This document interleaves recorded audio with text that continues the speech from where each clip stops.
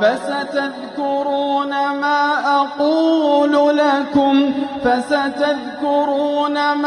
أقول لكم بسم الله الرحمن الرحيم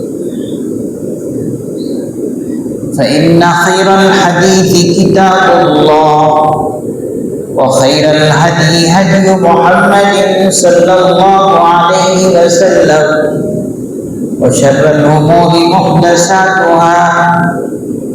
وكل محدثة بدعة وكل بدعة ضلالة وكل ضلالة في النار باب ما جاء في كثرة الركوع والسجود حدثنا أبو عمار حدثنا الوليد بن مسلم عن الأوزاعي قال حدثني الوليد بن هشام المعيني قال حدثني معدان بن أبي طلحة اليعمري قال لقيت ثوبان مولى رسول الله صلى الله عليه وسلم فقلت له دلني على عمل ينفعني الله به ويدخلني الله الجنة فسكت عني مليا ثم التفت إلي فقال عليك بالسجود فإني سمعت رسول الله صلى الله عليه وسلم يقول ما من عبد يسجد لله سجدة إلا رفعه الله بها درجة وحط عنه بها خطيئة قال معدان فلقيت أبا الدرداء فسألته عما سألت عنه ثوبان وقال عليك بالسجود فإني سمعت رسول الله صلى الله عليه وسلم يقول ما من عبد يسجد لله سجدة إلا رفعه الله بها درجة وحط عنه بها خطيئة. حدیث حضرت معدان بن ابی طلحہ رضی اللہ عنہ کہتے ہیں میری حضور صلی اللہ علیہ وسلم کی آزاد کردہ حضرت ثوبان رضی اللہ عنہ سے ملاقات ہوئی. میں نے ان سے عرض کیا آپ میری ایسے عمل کی طرف رہنمائی فرمائیں جس کے ذریعے اللہ تعالیٰ مجھے فائدہ پہنچائے اور جس کی بدولت مجھے جنت کا دخول نصیب ہو. یہ سوال سن کر حضرت ثوبان رضی اللہ عنہ دیر تک خاموش رہے. پھر غور و فکر کے بعد فرمایا بہت زیادہ سجدے کرنے کو لازم پکڑ یعنی بکثرت نوافل پڑھ، اس لیے کہ میں نے رسول اللہ صلی اللہ علیہ وسلم سے سنا ہے جو بھی بندہ اللہ کے حضور سجدہ کرتا ہے تو اللہ تعالیٰ اس سجدے کے ذریعے اس کے ایک درجے کو بلند فرماتے ہیں اور اس کا ایک گناہ معاف فرماتے ہیں. حضرت معدان کہتے ہیں ایک عرصہ بعد میری ملاقات حضرت ابو الدرداء رضی اللہ عنہ سے ہوئی. میں نے یہی سوال ان سے بھی کیا، انہوں نے بغیر توقف کے وہی جواب دیا جو حضرت ثوبان رضی اللہ عنہ نے دیا تھا اور وہی حدیث سنائی جو انہوں نے سنائی تھی. بعض اصحاب کے مخصوص القاب تھے، مثلا سید الشہداء اسد اللہ الی آخر الحدیث. یہ باب جو ہم پڑھنے جا رہے ہیں یہ ہے باب ما جاء فی کثرت الرکوع والسجود، یعنی بہت زیادہ رکوع اور سجدے کرنے کی فضیلت. بہت زیادہ رکوع اور سجدے کرنے کی فضیلت کیا ہے وہ باب ہم پڑھ رہے ہیں. حدیث آپ نے سنی، حدیث کا ترجمہ آپ نے سنا کہ ایک صحابی ہیں حضرت معدان، انہوں نے حضور کے آزاد کردہ غلام حضرت ثوبان رضی اللہ عنہ سے کسی موقع پر فرمایا کہ مجھے آپ کوئی ایسی بات بتلائیے، میری رہنمائی کیجیے، میری گائیڈ کیجیے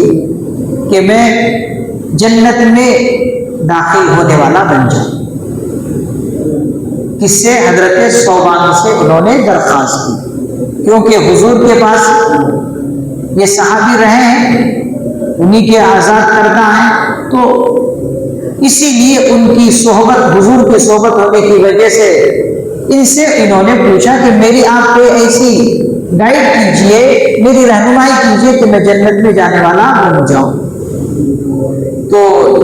جیسے ہی حضرت معدان نے سوال کیا، پوچھا، تو کچھ دیر تک حضرت ثوبان خاموش رہے، کوئی جواب نہیں دیا۔ پھر تھوڑی دیر خاموش رہنے کے بعد، غور و فکر کے بعد جو بات ارشاد فرمائی انہوں نے وہ یہ ہے کہ دیکھو، بہت زیادہ سجدہ کرنے کو لازم پکڑو، بہت زیادہ سجدہ کرنے والے بنو تو انشاءاللہ امید ہے کہ جنت میں جانے والے بن جاؤ۔ پھر حضرت ثوبان نے کہا کہ میں یہ بات کیوں کہہ رہا ہوں، وہ اس لیے کہ میں حضور سے یہ بات سن کر، کہ حضور نے مجھ سے فرمایا تھا کہ جو بندہ بھی اللہ کے حضور میں سجدہ کرتا ہے تو اللہ تعالیٰ کیا کرتے ہیں، اللہ تعالیٰ پہلے تو یہ کرتے ہیں کہ اس بندے کے ایک درجے کو بلند کرتے ہیں، ایک درجہ اس کا بلند ہو جاتا ہے، یعنی اللہ کے قریب جانے کے کچھ درجات ہوتے ہیں نا، تو سمجھو کہ ایک درجہ وہ اللہ کے قریب ہو گیا ایک سجدہ کرنے کا۔ اور پھر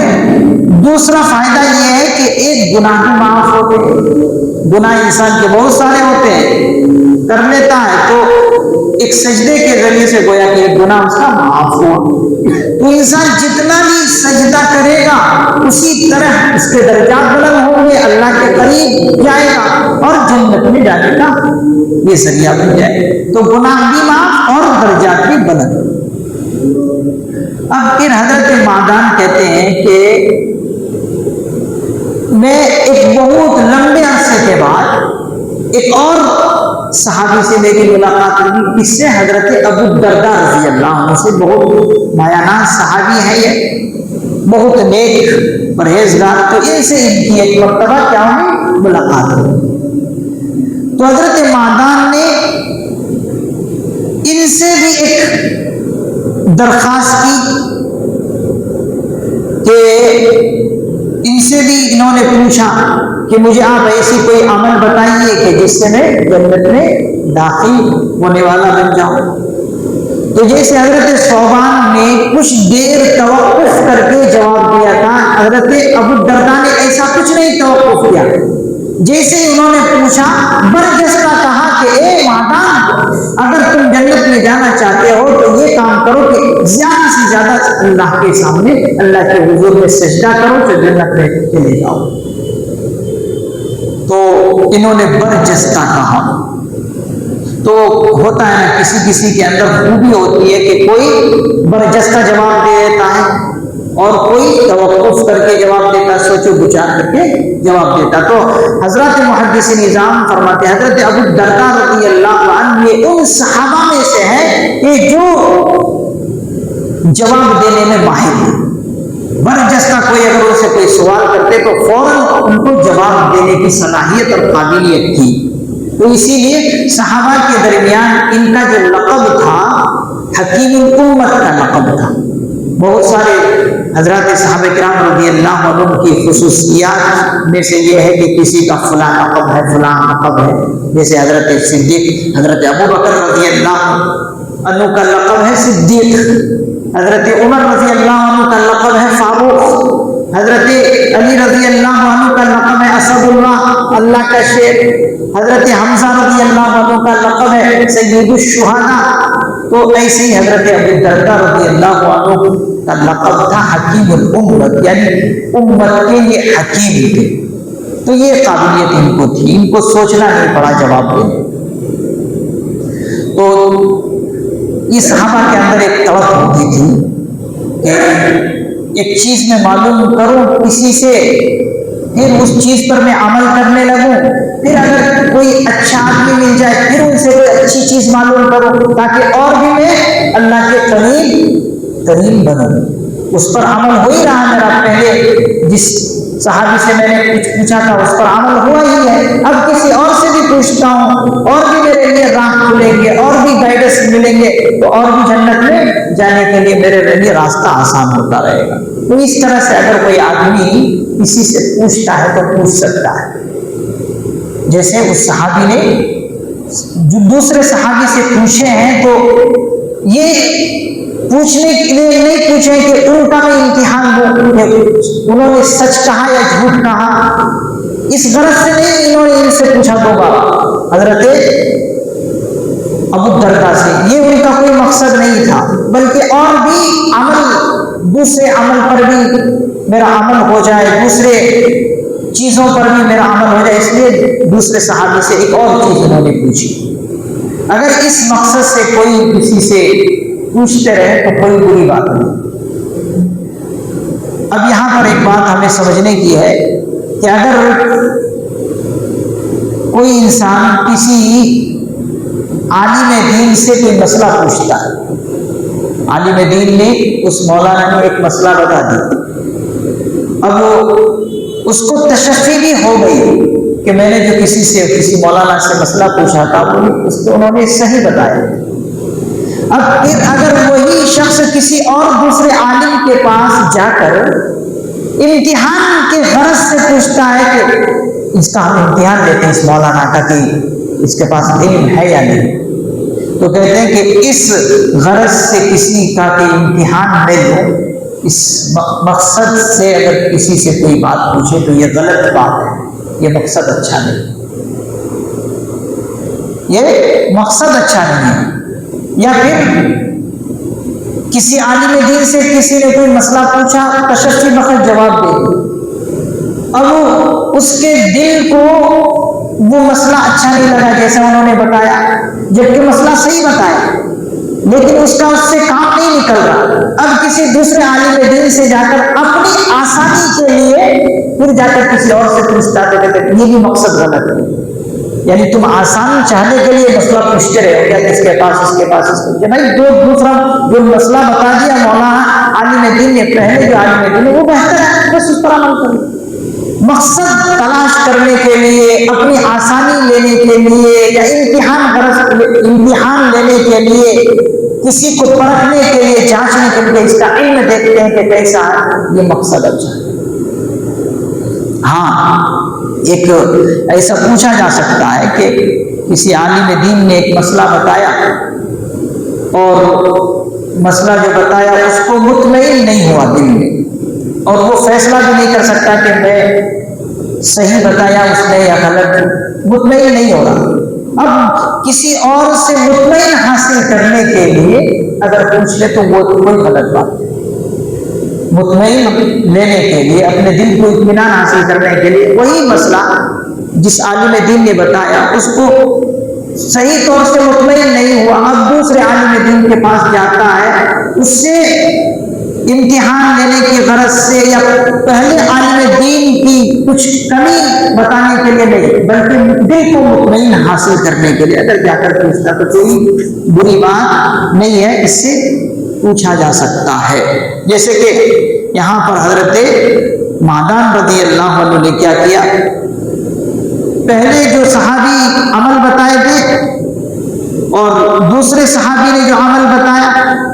ان دونوں میں ان کو کیا ہوا، اطمینان حاصل ہوا کہ دیکھو پہلے جو میں پوچھا تھا انہوں بھی ایسے ہی بتائے، دوسرے صحابی نے بھی ایسے ہی بتایا، تو کیا ہوا اس میں ان کو اطمینان حاصل ہوا، چلو انہوں نے یہی بتائے تو یہ تو بہترین بات ہے۔ تو امتحان لینے کی غرض سے انہوں نے دوسرے صحابی سے نہیں پوچھا تھا، تو اس طرح سے پوچھ سکتے ہیں۔ ایسے کام کو حضرات محدث نظام فرماتے ہیں تنافس، اس کو تنافس کہتے ہیں، یعنی خیر کے کام میں آگے بڑھنے کی سعی اور کوشش کرنا۔ خیر کے کام ہی کے لیے تو آگے بڑھنے کے لیے انہوں نے اور بھی ایک صحابی سے پوچھا کہ چلو ان سے بھی پوچھا کوئی اور چیز تینوں بتائیں تو اور بھی میں عمل کروں گا. تو یہ ہے مستحسن، یہ اچھی چیز ہے، یہ کر سکتے ہیں. آگے جو ایک باب آ رہا ہے اس باب کا خلاصہ میں صرف بتا دیتا ہوں کہ باب ما جاء فی قتل الاسودین فی الصلاۃ، کہ نماز میں سانپ بچھو مارنے کا حکم کیا ہے. ایک شخص نماز پڑھ رہا ہے، سامنے سانپ آ گیا یا بچھو آ گیا، تو شریعت کا مسئلہ یہ ہے کہ آپ نماز کے درمیان میں سانپ اور بچھو کو مار سکتے ہیں، سانپ اور بچھو کو مار سکتے ہیں. کیا ہے یہ مسئلہ؟ اب کیوں ایسا شریعت نے حکم دیا؟ کہتے ہیں کہ اگر آپ نماز پڑھتے رہے اور سانپ اور بچھو کو آپ نے چھوڑ دیا ایسے ہی، تو کہیں نہ کہیں جا کر وہ گھسے گا، اور جہاں پر گھسے گا آگے چل کے پھر کسی اور کو نقصان پہنچائے گا. تو شریعت نے مسئلہ بتایا کہ آپ نماز ہی کی حالت میں اسے مارنا چاہو تو مار سکتے ہیں، کیونکہ نقصان سے بچانا ہے یہاں پر. اگر آپ ابھی چھوڑ دیں گے تو کسی نہ کسی کو وہ جا کر ڈسے گا، کسی نہ کسی کو نقصان پہنچائے گا. تو نماز توڑ کر بھی آپ یہاں پر بچھو اور سانپ کو مار سکتے ہیں، ایسا حضور نے کیا ہے. اب نماز ٹوٹے گی یا نہیں ٹوٹے گی وہ مسئلہ ہے، نماز تو ٹوٹ جائے گی. اگر عمل قلیل ہے، اب سانپ گزر رہا تھا، چپل بھی وہیں پڑی تھی، آپ نے چپل سے اسے دبایا، تھوڑا ایسے ہی مساج کر دیا، نمازی کی حالت میں ہے تو نماز نہیں ٹوٹے گی. یہ تو ایک چھوٹے یعنی کچھ لمحے کی بات ہے، نماز آپ نے ادھر ادھر بھی نہیں ہوئی اکثر، تو تھوڑے سے عمل میں نماز نہیں ٹوٹے گی. اب اس کے لیے آپ کو ادھر جانا پڑا، ادھر جانا پڑے گا، تو یہ کہتے ہیں کہ عمل قلیل کے بجائے عمل کثیر ہو گیا، یہ بڑا عمل آپ نے کیا، تو اس سے نماز ٹوٹ جائے. عمل قلیل کے ذریعے سے آپ نے مارا تو نماز نہیں ٹوٹے گی، عمل کثیر کے ذریعے سے آپ ادھر ادھر بھاگے کر مارے تو نماز ٹوٹ جائے گی. اللہ تعالیٰ سے دعا اللہ تعالیٰ ہمیں ان احادیث کو سمجھنے کی توفیق عطا فرمائے اور اس پر عمل کرنے کی توفیق عطا فرمائے. آمین. سبحان اللہ وبحمدہ، سبحانک اللہم وبحمدک، ونشہد ان لا الہ الا انت، ونستغفرک ونتوب الیک. سبحان ربک رب العزۃ عما یصفون، وسلام علی المرسلین والحمد للہ.